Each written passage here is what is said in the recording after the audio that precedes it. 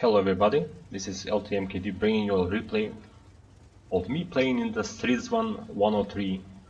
That's the tier 9 tank destroyer on the Swedish line. Now, the second perspective of this battle will be from the Lepigagi, who is on a T50. And this battle was a bit of like a roller coaster for me, personally. Now, if you play this tank line, you notice that from tier 8 onward, tank destroyer on this line has the siege mode, and this allows you to have better gun characteristics, but it puts you in a very awkward position being immobile. So I decided to play this battle pretty standard and start camping in this area, but for whatever reason I thought that this position will be useful, and it won't take long that I'm noticing that actually this position is god awful.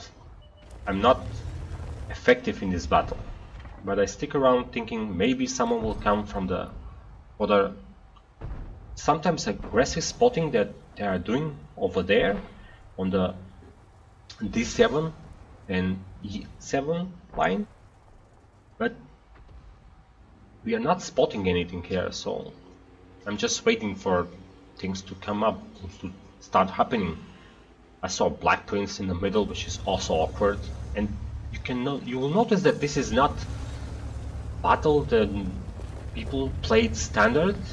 Actually, nobody played standard here, so that makes it interesting. Now I try to move and find a position to shoot from, but maybe Judas has a good position on top of the hill, boosted up, but I don't have it, so I decided to move for these rocks here. And as soon as I get spotted, I get shot by the T-54. Now I know that there is a T-54 over there, and whoops, Artie also put a shell into me. Not even worse. Now I go in siege mode just to check if I can shoot anything over there. And nope, I still don't have any shots on them. I can't find the shots, or I can't find the outlet of my own tank. So that means that the hill, that is the terrain elevation that is in the middle, is preventing me from actually shooting there. Now I decide to fall back, and you notice that the Judas decide to abandon his position.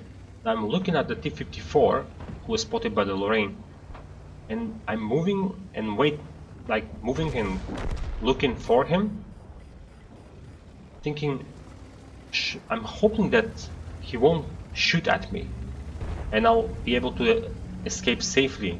Now I go below the line, below the elevation, in order to not be spotted, and I want to go into either of these bushes and start using it. But if you can see the indicator here, that's the carcass of the Judas. But at the time when I was playing, I actually failed to notice that. So I go into this bush just at the beginning. I wanted to use all the cover that these trees can provide me with, but when I noticed that I don't have a shot, I thought that I'm too low. But when I move up, I saw that actually the Judas who died are covering him. So I move up, and I'm hoping that I will have enough time to reload and shoot them once at least. I managed to do that, and this is the second shell. Now, the first was a low roll because my gun has 390 alpha damage. Although this is the second gun, or this is the stock gun, it has 390 alpha damage, but I'm not that happy with my rolls at this battle. Now I'm in this bush, I'm knocking trees, which is bad, because if Artie pays attention, he can easily slap a shell into me unless he's reloading. I'm looking at the Lorraine thinking maybe he can spot the T-54, but he can't find him. Now we are start losing tanks in the middle, we're practically losing tanks everywhere because the battle has swing to their team. Now go into this bush, thinking maybe this position will provide me with a spot on the T-54. Now at this time the Panther II decides to go from the C7 area down toward the T-54 and shoots in the middle, while the Lorraine was going for the T-49, but he got killed by the Scorpio, who is in the middle. Now T-49 decides to go up. He's on a 404 HP, and if I roll high, I will kill him in one shot. I'm thinking that he will go for the RT, but he was going for the Panther II. I find a shot, but it's 353? That's a very low roll. Somehow he finds my tracks, tracking me, and at this time I saw that I don't have any shots on him. I start pulling back and T-54 bounced. Now I still want to use this position, but I don't have any shots on them. Now seeing that on the start of the battle the heavies are not going for the standard heavy tank line, that's the J5 area, J4, J5, where they actually brawl with the other heavy tanks. And as I said, this was not played standard. So Lepigagi decides to camp on this position, and he's not mistaken here. He's in a very lightly armored tank. Even tier 5 can pen this tank. It has something like 40 or 50 millimeters of armor, and that's a penetration that even tier 3 and tier 4 can actually have. Now he's asking for the two heavies that are near him, that Tiger 1, to don't go that aggressive, because he's quite aware that we don't have any presence on the J4 position, and he can easily get flanked by the tanks coming from there. Now IS goes a bit aggressive here, maybe in order to help the Tiger, but then Tiger P decides to take the charge and go toward the J5 area. Now that's not bad, but the battle is already 2 minutes in. If you wanted to go there, you should have done that immediately. Now Lepigagi tries to warn him, just fall back. You don't know whether there is tank over there, but the Tiger P spots the WZ-131, which is a tier 9 light tank, no, tier 7 light tank. And Lepigagi, with the help of the IS, manages to kill them. Now the RU did some spotting in the middle, and only Love is there. So Lepigagi turns and asks the IS to follow him. Maybe he tried to also call the Tiger P to follow him. And he's going for the J5 area. Now in any autoloader you want to have isolated target that you want to shoot at, because it's likely that the damage you will do to them will be far less than the damage they will do to you. So he gets here and engages this Love. Now I don't know why Love actually went aggressive. Lepigagi decides to use his repair kit and go and shoot him, but he's falling back. That's actually a good position. Now Lepigagi decides to only shoot his lower plate, and at the moment he wedges his tank upwards or downwards, he actually made his upper plate a weak part of his armor, but Lepigagi didn't shoot that. He only wanted to shoot his lower plate, which is not completely wrong, but maybe he would be able to, maybe he was able to pen his upper plate. Now, during his very short reload, Lepigagi falls back, but also the Love falls back, and Lepigagi knows that if he goes back there, he will be in a hold-on position. And Lepigagi marked the very nice hit ammo to be the next clip he actually loads in the Skoda. Now, he approaches this position, but it seems that he is afraid of the guys in the middle, on the F5 and 6 area, which is wrong because there are too many obstacles in the way, so they cannot shoot him unless there are tank destroyers who are camping on the E7 line or E7 position. He is pretty safe here. So Tiger Phi goes aggressive, and this allows Lepigagi to put his last 2 shells into Love and kill him, but he falls back. And this is really smart because there are always tank destroyers on the H9 area, and they are free to shoot everything that comes this way. And Lepigagi noticed that these 2 guys are in a bad position, but I don't know what they were doing. Instead of going backwards and save themselves, maybe at least IS was able to fall back. Both of them decide to go in. Now, Lepigagi is still looking at those things, but I guess he doesn't see all the rooftops in the middle. Now, IS managed to spot and shoot that Black Prince, and Lepigagi just waits here. Maybe he will find a shot on him, but that's a low profile tank. It's very difficult to shoot him. And as soon as Lepigagi recognized this, he decided it's time to get the hell out of there. So I stay and I'm thinking, who will come up first? Whether it will be the T-49 or the T-54. Now T-49 has lower HP, so he won't be that one. And T-49 and T-40 and T-54 actually took a shot into me. Now he missed by a lot, and I'm thinking maybe he will make the same mistake and come up and shoot here. And I start waiting here. Now Scorpion G instead of T-54 comes up. Now I immediately go out of siege mode and pull back because I was sure that Scorpion will be able to spot me because he's so near me, but he didn't spot me.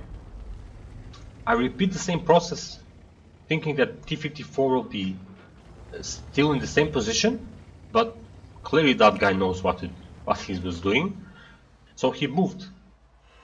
Now I expect him from the same location, and this is a mistake that I do. He actually went from the left side.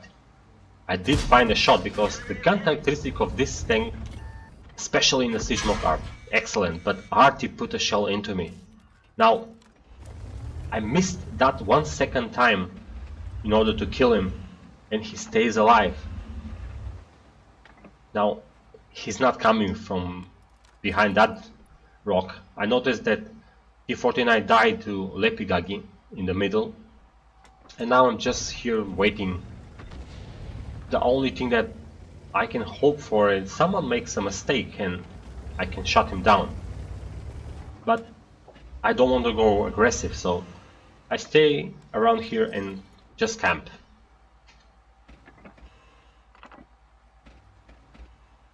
Goes back to the E3 area. Now he was camping here at the beginning, and he thought maybe someone will go aggressive.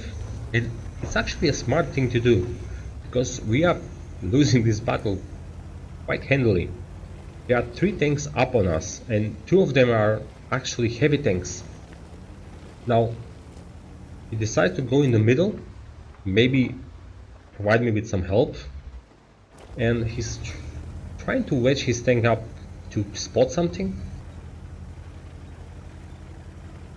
Now, he was thinking maybe to go toward the heavy line, and he starts moving towards them. Now, if you look at the chat, you see that the ISU-152 actually destroys his own teammate. Maybe he was AFK, maybe something other happened to that guy, but Lepigage goes for the heavy line again, and he spotted the T-49 who puts a good shell into him, but Lepigage managed to kill him with his heat ammo, and he reloads heat ammo once again. Now, knowing that Lepigage's reload is quite good, he actually has a pretty good crew members, I think, in this tank. So he goes back toward the J5 area, hoping that he will actually find that Black Prince one-on-one. If he does that and shut this guy down, because he only has 700 HP, and there he is.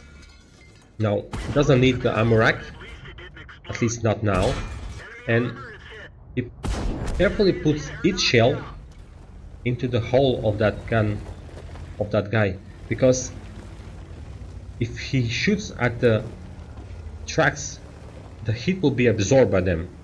Now, he acknowledged them that I am asking for helping, says that with the markings, he said that he will help me out, but he's not paying attention because ISU is actually behind him, and whoops. I noticed on the minimap that ISU is actually moving toward our base. Now, in this position, I thought if I stay there, I'll maybe be flanked by two of them, or maybe I'll just be forced to go and assault, and this is not a good assaulter. So I decide to move and defend the base. My thought process is, if T-54 decides to go aggressive and RT managed to spot him and slam a shell into him, he's only 30 HP. That will make him, even a splash can practically kill him. And I'm thinking, if the ISU is actually low enough, I can kill him with one shot. Now, I decide to camp here, and I was hoping that maybe my luck in the alpha damage department will go up, and ISU has 386 hit points, and if I roll average, this is enough to kill him. Remember, I have 390 alpha damage on average, and what does the game do? I roll for 378, leaving that ISU on 8 HP, and he decides to kill the artillery. Practically he decides that he's dead, so the only thing he can do is kill one more tank and kill artillery. Now I'm left against two tanks, and I was certain that that guy in T-54 is making his move. So what I did is go up here thinking, should I camp? But then I thought, no, he's moving forward, so I can move forward and intercept him. But then I had a second thought, and I started pulling back, and I saw the shell hitting the ridge, and I was certain that he's actually over there somewhere. So I went for this bush, but then I thought to myself, what the hell am I doing here? Artie can actually kill me?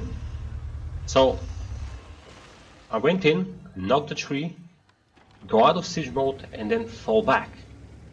Now I practically faked that I'm still in this bush, and Arctic starts raining down on that position. And I thought that maybe this position is fine for me to defend, and while Artie is moving, practically moving and slamming the shell, I'm not thinking whether I was spotted by the T-54 or by the artillery, because he starts putting shells where I don't expect Artie to be able to shoot. I thought that that position is not possible to shoot at from their base if Artie is still camping there. Now Tiger Pit is like show me like go aggressive, but I don't want to go aggressive because this is very bad assaulter. If I go aggressive, I'll probably die. Now Lepikage is saying just stay there and go for draw, and I agree with him. Now I decide to go in this position, and as soon as the siren goes for the last 2 minutes, I just wanna stay here, and if they come at me, I will kill both of them. Now, you notice that my gun is not aiming toward the left nor now. You'll notice that my gun is actually in the middle of the right and left space from which I can put the shots onto my opponents. And the reason is simple. I'm putting my gun in a position to have only half of the traverse needed to shoot at my opponent, whether he will go from the left or from the right. Now, I stay here and just waiting, and I'm starting to think, are they actually attacking? But then, maybe they are actually synchronizing themselves in making sure that they will attack at the same time. Now, I know I spotted the T-54, and T-54 decide to go backward. And I saw the indicator that I spotted the GW Panther. I go upwards, I decide to go out of siege mode, and he took the shot. This is my chance. I know that he has quite a bit of reload, but I don't know how much exactly. So I rush in. Now I can reliably lower my gun, but once I get into siege mode, I manage to find the shell and kill him. Now for the post-game stats. You notice that neither me nor Lepikage received any hero medals. So Lepikage fired 13 shots, 12 hit, 10 pen, and from the 10 penetration, 4, and also I should say from the 13 shells that he fired, 4 were actually hit ammo. And because of the hit that he fired, he lost credits. Now I didn't carry any premium ammunition in this tank, so I couldn't fire any premium ammo, and because of that I fired 11 shots, 10 of them hits and 9 pen. So I made profit of 16,000 credits in this battle. I hope you enjoyed this video, and I will see you again next time. Bye bye.